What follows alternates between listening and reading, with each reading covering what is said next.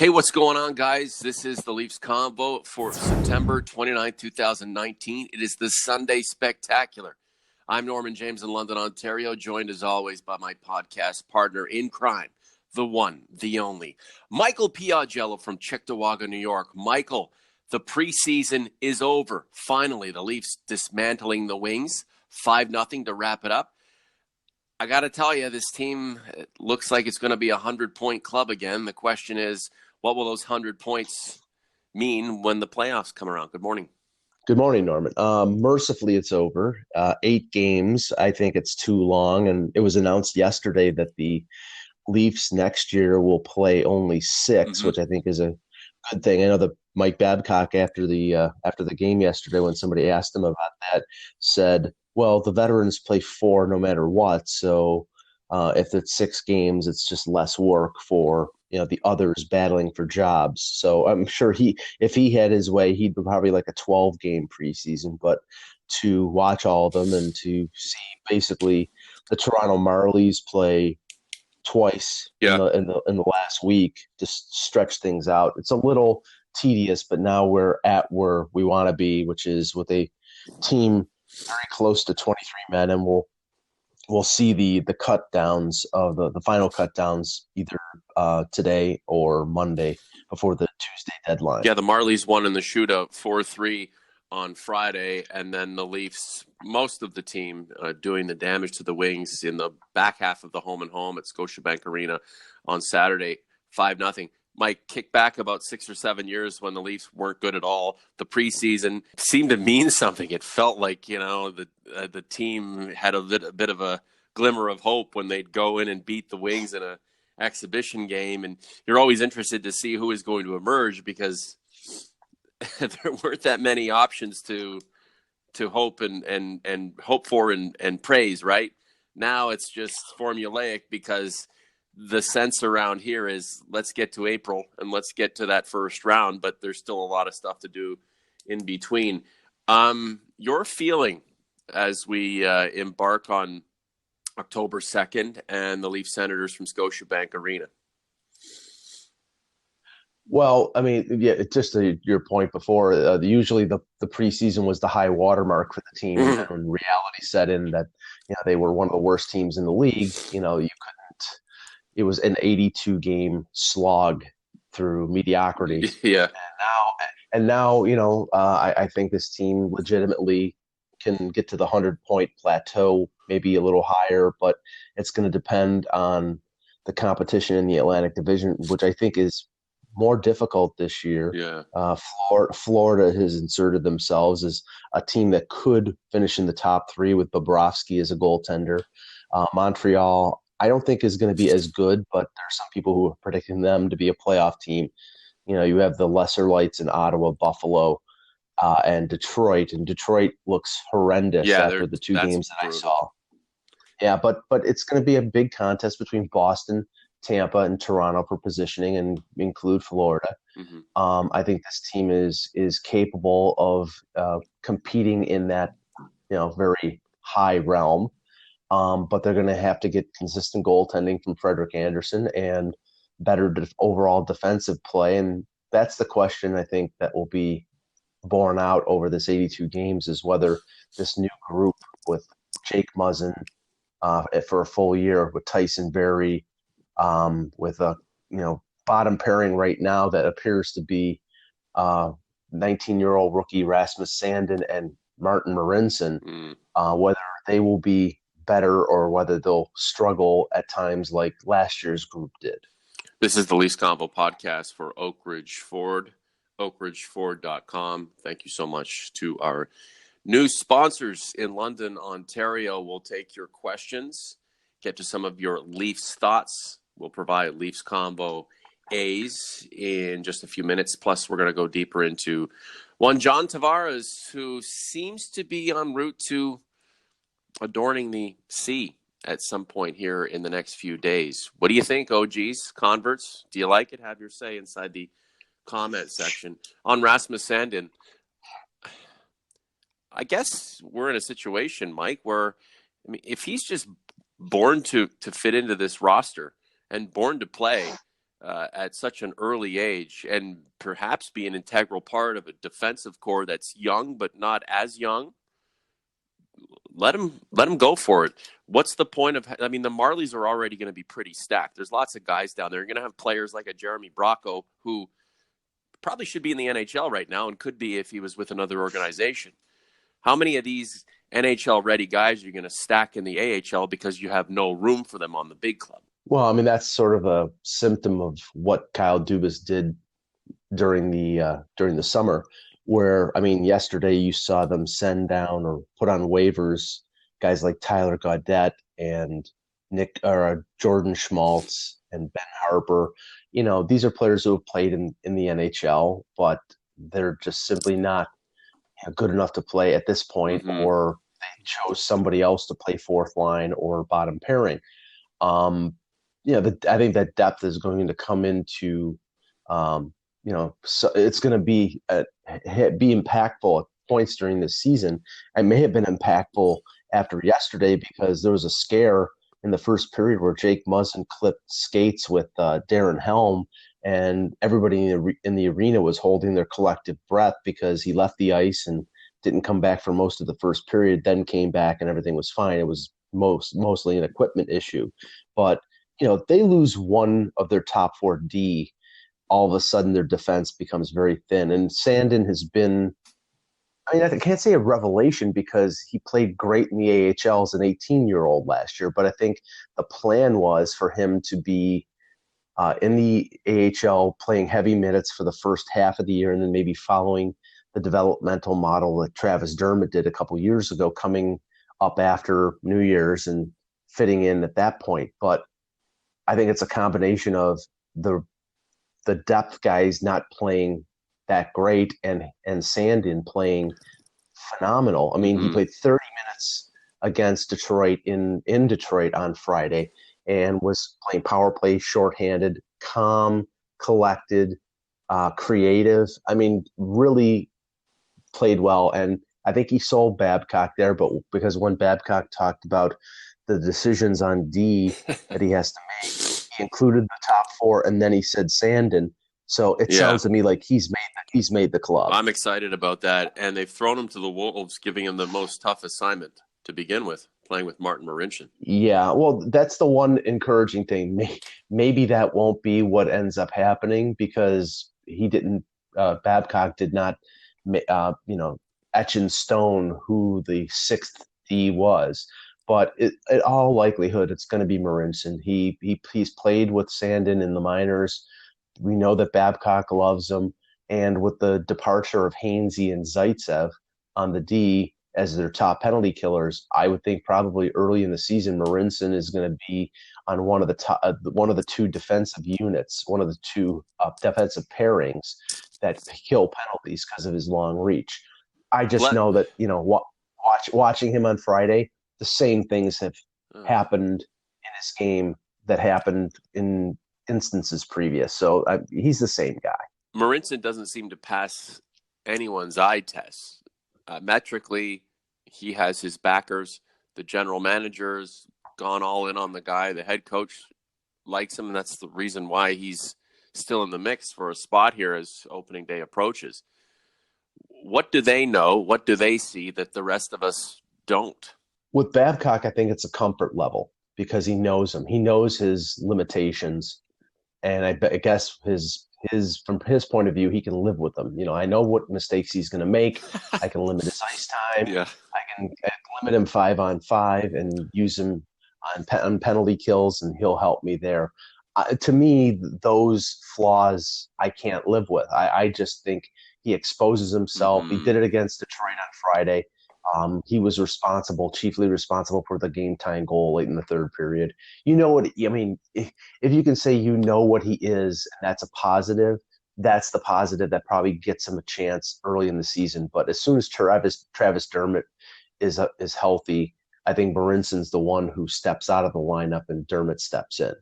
Robert Ferrugia wants to know what Timothy Liljegren's status will be this year, split between the Marlies and Leafs, mostly Marlies. We'll get into that and other stuff, plus profile John Tavares. The Leafs Convo continues after this. Nathan Jenner from Oakridge Ford. The month of September means a lot to a lot of people. To us, it's the end of employee pricing, where you pay what we pay at Oakridge Ford. Like a 3-year lease on a 2019 F-150 Lariat with leather and navigation for only $499 per month, plus HST with $0 down. Employee pricing ends on September 30th, but inventory is limited, so get down here quickly. For full details, visit your friends at Oakridge Ford at Oxford and Wonderland or go to oakridgeford.com. That's just about a wrap on employee pricing, but there are always great promotions around the corner. Listen to the Leafs Convo for more on how you can get into a brand new or pre-owned Ford. I'll tell you, because I work there and I want to sell cars and obviously keep this podcast healthy.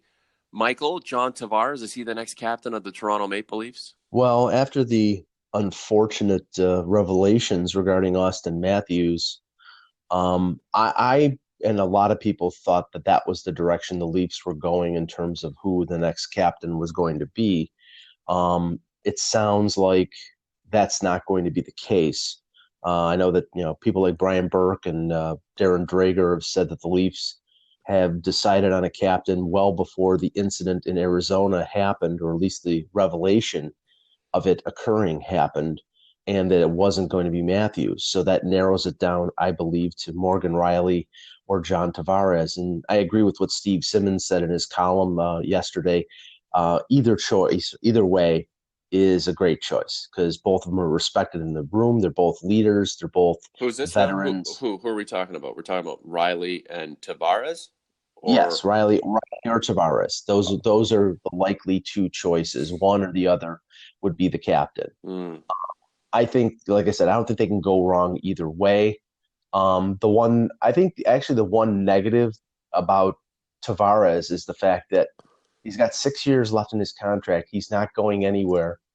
If the goal of this franchise was to make Austin Matthews the captain, his contract extends past Matthews' 5-year deal, and I think Matthews will re-sign. There's no reason not to think that. But if his goal was to be captain of this team, early on in his Leaf career, it's not going to happen if they name Tavares the captain. But I think that's sort of besides the point. He's a calm adult, somebody who's solid, who's been a captain before. I don't think it would be a bad choice. He's not exactly the most exciting interview and quote, but who cares? It depends on who's respected in the room, and I don't think there's any lack of respect for John Tavares. Yeah, no doubt. Leafs Convo A's for your Leafs Q's coming up in just a few minutes. Austin Matthews was drafted to be the captain of the Maple Leafs, one of the top players in the league. I mean, just a thrill of a professional athlete. The Leafs are lucky to have him. Then John Tavares comes along, and I know there are a lot of young Leaf fans, especially, who worship Matthews and who looked at what he did in Arizona as just kind of something that kids do. Yet, if it were anybody else, if it were Brad Marchand or anybody else, they'd be crying all sorts of issues, and wanting the cops to arrest him and throw him in jail for the rest of his life. So the problem here is you're going to have a group of Leaf fans who are going to be really upset if John Tavares gets to see it. Haven't we pit one player and one Leaf star against another for long enough with the Marner versus Nylander thing? And is this going to turn into John Tavares shouldn't have the C because it belongs to Austin Matthews? He was the first Leafs top pick since Wendell Clark, and Wendell Clark had the C back then. And even in my own heart as a Leafs fan, I'm wrestling with this a bit because it felt like Matthews was born to be the captain. He was drafted to be the captain, and then Tavares comes along. Yet, if John Tavares is named captain tomorrow, I won't have one problem with it other than just kind of in my own head, kind of arguing over what the right choice ultimately would be.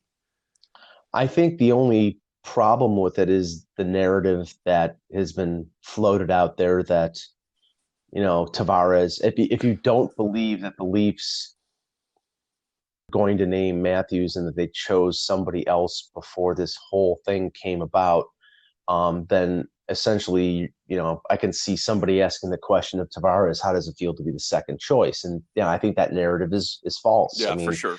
I didn't thought it was that, no.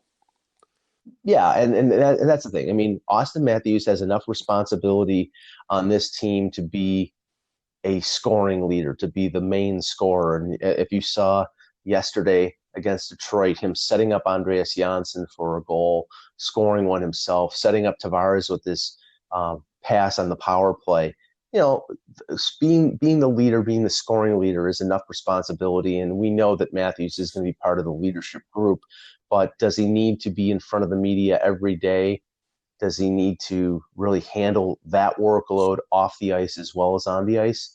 If they believe that Tavares, as a Toronto kid, as a former number 1 overall pick, as a former captain, whether that he can handle, we know he can handle it, and it takes a little bit of the burden off of Matthews. So I don't see a problem with it. I'm not going to get into the entitlement thing, and I'm wrestling with this myself. Okay, oh geez, what do you think?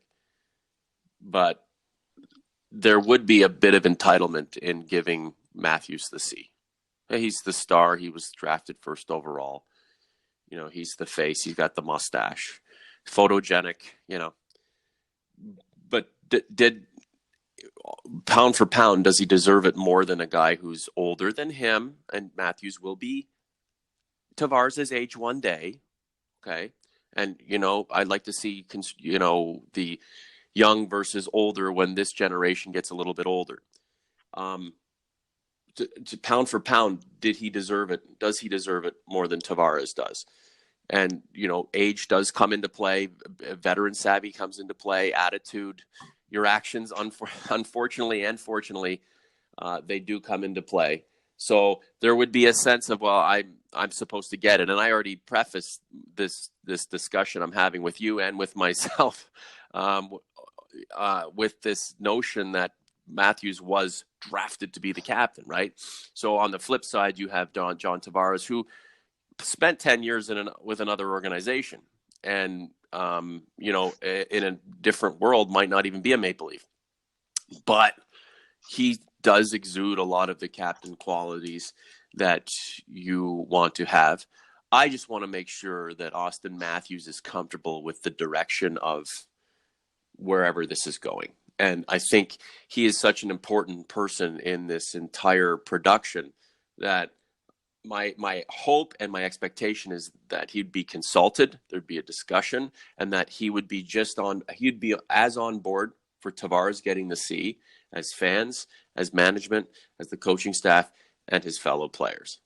You can say that I'm sure that the Leafs will consult Austin Matthews about the decision more than he consulted them about the situation in Arizona. I think that's the regrettable thing about this whole thing is, Austin Matthews has been, great with the media. He seems like a very level-headed kid. But the situation in Arizona, I think, was embarrassing. Maybe blown up a little bit by the focus of the Toronto media. But he's a savvy kid, and to have bungled this situation, which I think maybe they tried to handle themselves and didn't think it was going to be that big of a deal, and then it ended up being a big deal. I mean, it shows a little bit of immaturity on the part of himself and his family and his representatives. So, like I said, take the burden off of his hands. Maybe eventually he'll be the captain down the road, but there's a lot of time for that. He's 22 years old. Focus on scoring 50 goals, leading the team in scoring, staying healthy, and get the team out of the first round for the first time since 2004. A very interesting time for Mr. Tavares and how he may evolve into the captain of the Maple Leafs, which is a very important position to hold. Even if the Leafs didn't name a captain, Mike, I wouldn't be concerned about it. I want 25 captains on the team, right? I want an entire crew of leadership that has one goal in mind, and that's winning a championship, my friend. John Tavares with 47 goals, 46 goals in his first year with the Maple Leafs, 88 points, career highs. Does he eclipse those numbers this time around, Mike? I mean, he is in the prime of his career. Well, it's going to have to do a lot with, Mitch Marner and, how he plays, which, and seeing him in the preseason, it doesn't seem like he had the same struggles, by missing time before training camp. He seems just like Mitch Marner always seems. So I think that's going to be a contributing factor to Tavares scoring and repeating, getting close to 50 goals. I mean, that 1-2 punch, Matthews is the number one center, Tavares is the number two, is a matchup problem that most teams in this league can't handle, and especially in their division. Even Boston or Florida with Krejci and Bergeron, or Barkov and Trocheck, they can't really match up to those top two centers. So it's going to be imperative for Tavares to maintain that level of production. And also, if you saw yesterday on that one goal, the power play, he's moving out now to basically in the slot between Marner and Matthews, which I think the Leaf power play is going to be devastating this year with Paul McFarland putting through some new tactics. Tavares, I think he could score 50 goals. I think it's going to be a race between him and Matthews for the goal scoring lead. It's only a question if, again, Matthews can stay healthy and play 82 games, who wins that race. That is interesting that you bring up the health. In naming a captain, does a player's health and their history of health or lack thereof factor into it? Because Matthews has had his health issues, and Javon Tavares has been, whether he's just been lucky or not, the guy he's been steady and he's played a lot. Do you think that factors into it too? I mean, do you want a captain who's in the infirmary ward for, 2 months at a time every season? I mean, it could. I mean, we know that Wendell Clark, and I don't remember exactly when Wendell was made captain. I know, he was obviously drafted in '85, and his injury problems occurred between 87, 88, and like 91. So, and he missed like large chunks. You need a captain to be on the ice, but I mean, they were sort of freakish injuries with Matthews. He doesn't strike me as being injury prone. And I'm sure he's probably devoted himself to being physically fit after, shoulder injuries and other things. So you can't assume that he's going to miss 20 games like he did last year or the year before. So it was probably just bad luck, but you're right. Tavares is there every day, all the time. And that might be a small factor, but I don't think it was a big factor one way or the other. Yeah, you know about Wendell Clark. He's your favorite player of all time, isn't he, Mike? That is true. Okay. Let's get into some Leafs Convo A's for all of those Leafs Qs out there in a minute. Nathan Jenner from Oakridge Ford. The month of September means a lot to a lot of people. To us, it's the end of employee pricing, where you pay what we pay at Oakridge Ford, like a 3-year lease on a 2019 F-150 Lariat with leather and navigation for only $499 per month, plus HST with $0 down. Employee pricing ends on September 30th, but inventory is limited, so get down here quickly. For full details, visit your friends at Oakridge Ford at Oxford and Wonderland, or go to oakridgeford.com. Let's get into some Q&A, Mike, before we wrap up. John Valella on Twitter wants to know about Matt Reed. Has he done enough to earn a contract, and what's his status going to be? Babcock was he had some praise for Reed and his ability to penalty kill. I know he scored 2 goals in the preseason. He's 33 years old. I didn't realize he was that much of a veteran. The one factor here is the Leafs are at 49 contracts, and if they signed Matt Reed to an NHL deal, that's 50. It gives them no flexibility. Now, if they lose somebody on waivers, or if they decide to trade, somebody who they sent down, then or trade somebody before they get exposed to waivers because they think they're going to get claimed, then it opens up a spot for Reed. I don't know whether he was in the leading candidates for one of the fourth line jobs, but if it was based solely on his penalty killing abilities, I think he would. I think they may wait on him and see what happens in terms of waivers, because he's not going anywhere else. If somebody offers him another deal, they can take him. I think he'd be an okay addition as a fourth line forward, but the decisions the Leafs are going to make right now, they may cut down to 21 players. They're probably not going to carry the full 23 men because of the cap.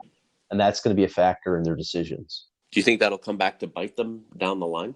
this year it could, but I think one of the things that they have is that flexibility of sending all these veteran guys down to the Marlies, and once they clear waivers, you can bring them up and back.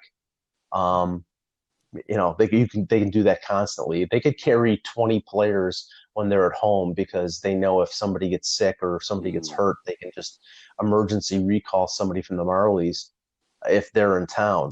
When they're on the road, they could carry 21 or 22 because it's tougher to get a player to the Leafs in time for road games. But I think when they're home, they could cut down to the bare minimum, and I think they're going to have to do that because the cap is going to be so tight for them this year. George Rock wants to know about Timothy Liljegren. What's going to happen with him? Is he just going to continue to get better in the A? And, if there's a spot in the N at some point, he'll just have to weasel his way in there. Well, I think the expectations of Liljegren this training camp were that he was going to take the next step and possibly be in the mix on the right side of the bottom pairing. He didn't have a great camp. He didn't have a terrible camp, but he didn't have a great camp. And of course, that brought about the comments that he's a bust. And Sandin had such a great showing too. So he's taken a lot of the attention and the limelight, and Liljegren's kind of fallen a little bit in terms of not only the depth chart, but where people are putting their attention. And Sandin is a much more dynamic offensive player, whereas Liljegren, I think, is going to be, he's got great skating ability. He's a strong kid, but he's not going to be as offensively dynamic as Sandin is. So he's 20 years old. He's far from being a bust. There's a lot of positives in his game. I think if there are injuries, Liljegren will be, especially on the right side, Liljegren will be one of the first guys called up because I think he can handle the NHL. I think right now it's a situation where they're going to let him play again with the Marlies. They're going to give him heavy ice time. He's going to be probably on their top pairing, and we'll see. But he's far from being a bust. Jeremy Bracco. I guess when you have this much talent, you're going to have to kind of station guys where they don't need to be or don't want to be, but that's just the way she goes, right? Jeremy Bracco, I'd love to see him on this team. I don't think he'd be a detriment whatsoever, but where does he play? And the last thing they want is a guy sulking in a place he thinks he should have vacated quite some time ago. Well, the book on Bracco, after finishing second in the AHL in scoring, and at times he was really good in this training camp, is he's an NHLer or close to being an NHLer, but right now the Leafs are so stacked on their top nine that he can't be an NHLer with the Leafs because he's primarily an offensive forward. He doesn't fit on the third line. Trevor Moore is a perfect fit with Mikheyev and Kerfoot as sort of a checking line, a speed line. Bracco is extremely creative. He's a playmaker. I think he is a future fit on one of the top two lines, especially, and this is going further down the road. If this team needs to keep, and I've said this before, if this team needs to keep Muzzin or Barrie and create cap space for one of those guys to re-sign those defensemen, then the Leafs are probably going to have to trade either Kapanen or Nylander to create that space. And that's not going to happen until next year. But the guy to replace him, either Nylander or Kapanen, is Bracco. And if Bracco puts up big numbers in the American Hockey League, which I don't think is a stretch, again, which I think he'll do, I think he'll probably score 70 to 75 points, then he just sets himself up for a new contract, a one-way deal, and a chance to make the Leafs. And if he doesn't, then maybe they trade him and they get value for him because he's a very talented player. Yeah, his representation has to know that this is the last go in the A for Bracco and the Marlies and the Maple Leafs, considering he'll be the heir apparent to either a Nylander or a Kapanen. That remains to be seen. He's just an amazing player. I want to see him in the NHL. But when you have a glut of talent like the Maple Leafs do, these are the scenarios that some of this talent has to face, and just deal with it and, realize that a little bit more patience may indeed bring with it terrific reward. We're going to wrap up in 2 seconds here, Mike. It's Michael Hutchinson and Freddie Anderson. Those are the guys. Let's go. Yeah, it seems that they're going to go with that. I know that Hutchinson played really well against Montreal with the shutout. He didn't face many shots against Detroit on Friday. The only potential hiccup there is whether we see on waivers today or tomorrow a goaltender who the Leafs would believe is an upgrade, and that's a possibility. I know that they mentioned it on Sportsnet's coverage yesterday.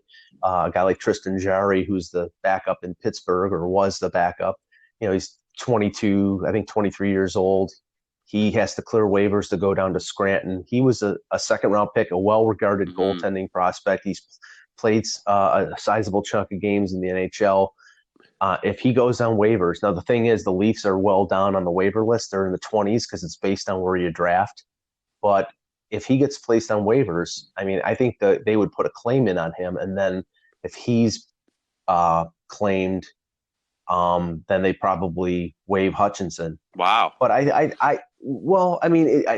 the thing. Hutchinson's played well enough, but I think that they may believe that there's still room for improvement. If Jarry is out there, maybe that's a guy they consider. Other than that, I don't see any goaltender being an upgrade on Hutchinson that they would pick up on waivers. I feel at this point it's not really that much of an issue. The guy's been with you in training camp, Michael Neuberger. He overcame that limited challenge. He's done okay. I don't see any reason why Michael Hutchinson stands in the way of success for this team. He's not Garrett Sparks. Mm-hmm. He is a steady dude. I mean, what are you expecting him to play, 35, 40 games? No. I think he's going to be fine. I think he's going to be fine unless he proves himself otherwise. The Leafs really just need to devote their attention to figuring out the rest of the roster and just go with it, because Hutchinson hasn't done anything to suggest that he's not going to be there when it counts for this team. And, at the end of the day, let's just play some hockey. I just want to throw one more point on that, Mike, and then we got to wrap. Go ahead. Is he an NHL goalie, meaning Hutchinson? Yes. Is he an NHL goalie who can play 27, 30 games? That's the question. And I think that's the imperative here for the Leafs. They need to limit Anderson's work. For them to have success in the playoffs, I think Anderson needs to play less than 60 games. And if they're forced to play Anderson more because the backup isn't capable of playing more than the second of back-to-back, that's the consideration. Well, let's see. And let Hutchinson get some work early in October. 9 home games for the Buds against 5 on the road in the first month of the regular season. Geez, the Leafs into Columbus on October 4th, the second game of the season for them, and they host St. Louis on the 7th. I mean, we're going to see Minnesota in the first month too, San Jose, teams that you wouldn't traditionally see or you wouldn't feel like you'd see because they're not necessarily divisional rivals. So there's a bit of diversity in the schedule in the first month, but 9 home games, an opportunity to make some hay in the early going and set themselves apart a bit, because we know what happened last year. They came out like gangbusters, even though they were letting in a lot of goals. They were scoring a ton. And then what happened when December rolled around, the team kind of flattened out a little bit, and a lot of the ground that it had given itself was whittled away, but they still had enough when all was said and done. The one concern is that, they're playing a lot of home games early on with a roster that has had significant changeover. It's going to take a little time to adjust. And that could have a factor in their continuity early on. They have to take advantage of the 9 home games. They have to, be very good at home. It's going to be a challenge.